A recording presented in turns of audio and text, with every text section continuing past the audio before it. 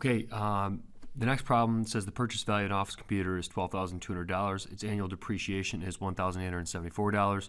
Find the value of the computer after 6 years. So they told us the first term is $12,200, and they're telling us the common difference then depreciates the same amount every year. So actually this isn't geometric, it's arithmetic. I'm just subtracting 1,874 to get the next term each time.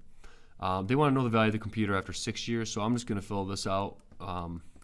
It's our rule, finds the amount after any year.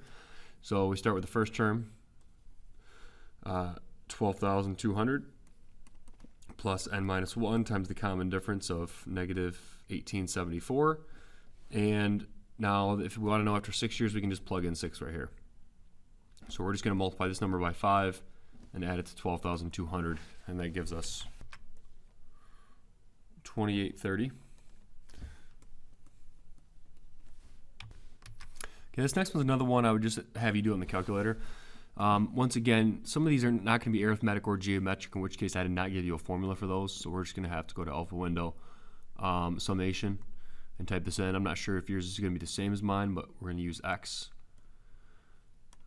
instead of n, and make sure you use the same exact parentheses. I'll just finish typing this in and show you what it looks like. Okay, it should look like this, and then I can just hit enter and get 63. Okay, the next one wants me to find the 12th term of this sequence, so I'll just use the formula, even though this one, mine's easy enough that you don't have to, but I'm not sure about yours. But here's the formula. My first term is 4, and the common difference is 1. So when we want to find the 12th term, we just plug in 12 right here. That's 11 times 1 plus 4, which is 15. Okay, next problem says find the first term and the common difference of the arithmetic sequence. And they give us the 9th term. So if you look at this table that we usually make, we don't know the first term. But if you go up to the 9th term, we know that's 29. And if you go up to the 16th term, we know that that's 50. So let's use this information right here. So let's figure out how many times we would add the common difference to get up to the 16th term. We would have to add it 7 times, to get from 9 to 16. So if we start with 29, that should and we add the common difference 7 times, we should get to 50. So that tells us what the common difference is then. So let's subtract 29 from that. We get 70 equals 21, so the common difference must be 3. Now that we have that, we need the first term. So we could count back, subtract 3 8 times. But I'm just going to use the formula real quick. Now I know the formula is a sub n times the first term plus n minus 1 times the common difference of 3. And I'm going to go ahead and say, well, I know the 9th term is 29, so I'll plug that in and find the common difference that way. That'd be 8 times 3, which is 24. Subtract, and you get the first term is 5. So the common difference is 3, and the first term is 5. Okay, the next one's another one we're going to do in the calculator. It wants us to find the 4th term of this sum. So it wants basically to add up the first 4 terms of this right here. That's just something that I don't mind us doing in the calculator because, once again, it's not geometric. So we're going to go to alpha window, do the summation. We're going to go from x equals 1 to 4. And then I'm going to type this in, which is x, in this case, times 0.1 to the x power. That should give me the sum, which in this case is 0.1234. The next problem wants to find the sum of the first 325 positive even whole numbers. So that's like 2 plus 4 plus 6, and you get the idea. This is an arithmetic, so I'm going to write down the arithmetic sequence formula. The common difference here is 2. The first term is 2, so we can simplify that into 2 plus 2n minus 2, so it's just 2n. So there's the sequence rule. We want to find the sum, so we're going to do the sum of that sequence from n equals 1 to 325. And we can do that in the calculator, but we can also use the formula off the formula sheet. Formula off the formula sheet is first term plus the last term divided by 2.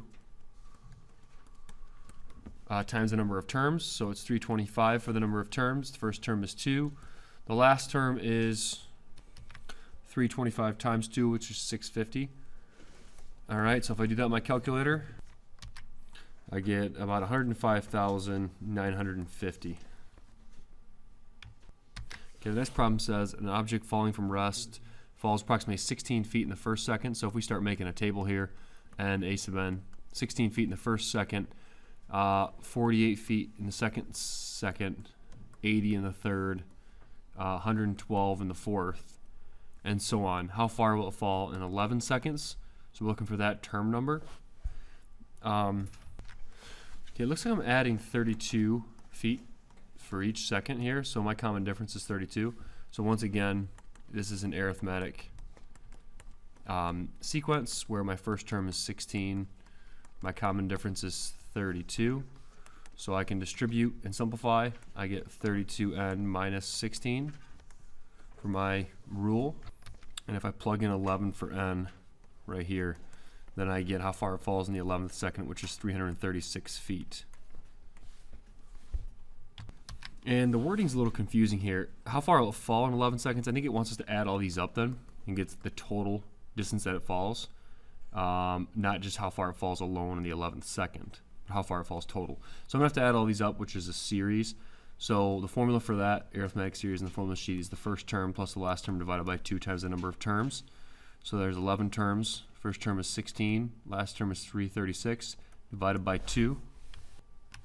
And you get 1936, so it should be 1936 total. Okay, the next problem gives us another sequence. It says on the bottom layer, so we'll call that the first term, there's 40. The next layer, there's 39, and so on, until there's one log left. And I don't know what term number that is, but that happens at some point. So we're subtracting 1 here. This is an arithmetic sequence. Where the common difference is -1 and the first term is 40. So if I simplify that, that's 40 plus -n plus 1. So that's -n plus 41 is my sequence. And they want to know the total number of logs that are in there. So I'm going to have to do the sum of this from n equals 1 to the last term, which I don't know what that last term is, so I'm going to find it. I'm going to plug in 1 here and find out when that happens. So subtract 41 from both sides. And that gives me -40 equals -n, so that'd be the 40th term. So I'm going to add up the first 40th terms of this sequence. Now once again, I'll just use the formula for this, which is on the formula sheet for arithmetic. The first term is 40, plus the last term is 1, times the total number of terms, which is 40. And that gives you 820 total logs. Okay, the next problem wants to find the first 5 terms of this sequence. I would use the calculator for this again, because if you just plug this in, I'm going to do alpha window, or alpha y equals rather, fraction. And then type this in, 4 times -1 to the x power. I use x instead of n. All over x factorial. Factorial is under math, probability. Scroll down to 4.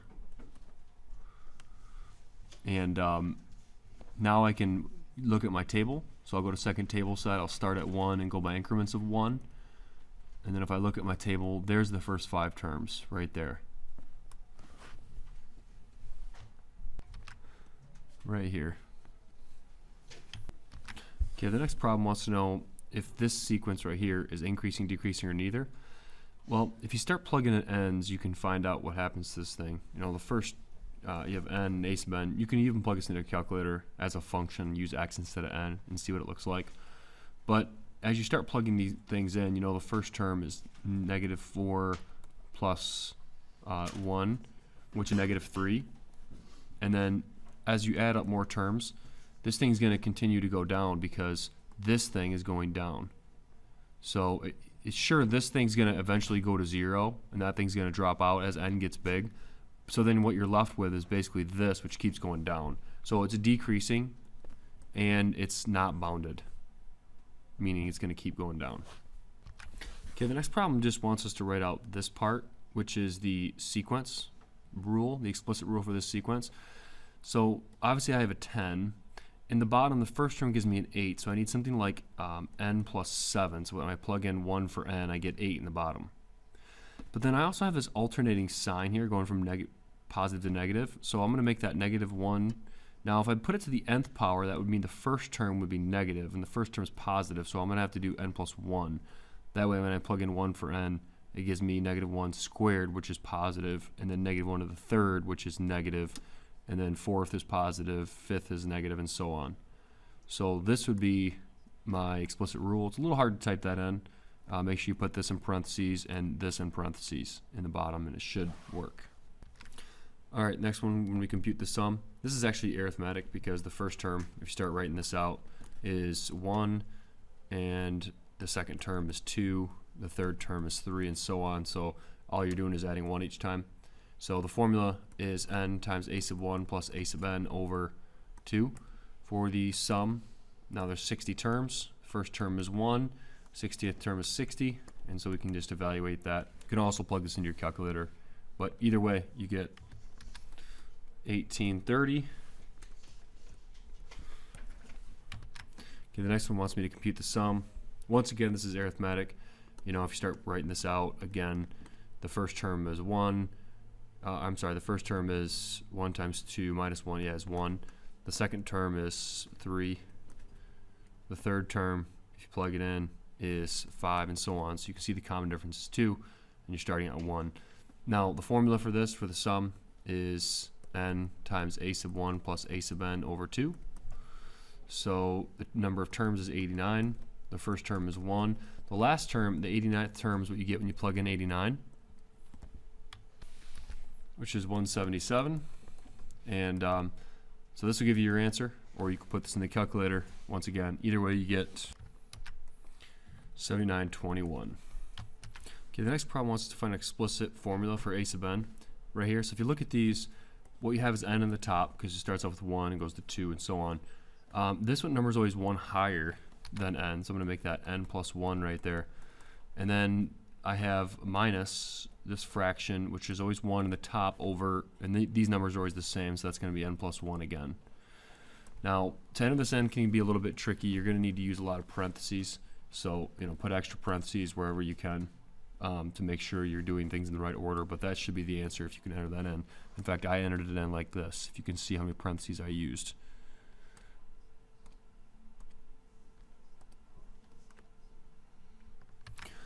Okay, the next question is whether it's convergent or divergent. It's kind of hard for me to see what's happening to this thing, if it's approaching a certain number or not. So what you can do is rearrange this with algebra. So I'm going to multiply the top and the bottom of this one by n plus 1. This would be n plus 1 squared then over n plus 1. This becomes n over n plus 1 squared minus 1 all over n plus 1.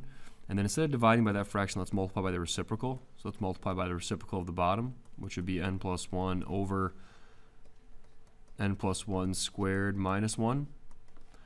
And that turns into, if I FOIL, n squared plus n over, and then at the bottom I have n squared plus 2n plus 1 minus 1. And this would then cancel.